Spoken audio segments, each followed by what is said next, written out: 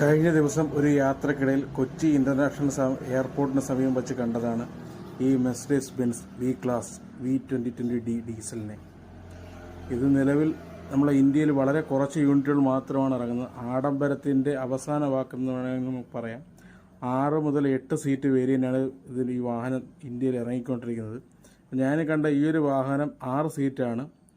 ഇതിന് വരുന്നത് 9 speed automatic ട്രാൻസ്മിഷനാണ് ഈ ഒരു വാഹനത്തിന് വരുന്നത്. അതുപോലെ തന്നെ ഇതിൻ്റെ എൻജിൻ 95 ലിറ്റർ ടർബോ ഡീസൽ എൻജിനാണ് ഇതിനകത്ത് വരുന്നത്.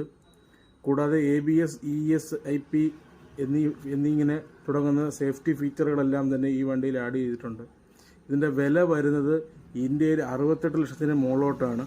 അത് സംസ്ഥാനങ്ങളുടെ ടാക്സും ബാക്കി കാര്യങ്ങളും വില അതിൽ കൂടി വരുന്നതാണ്.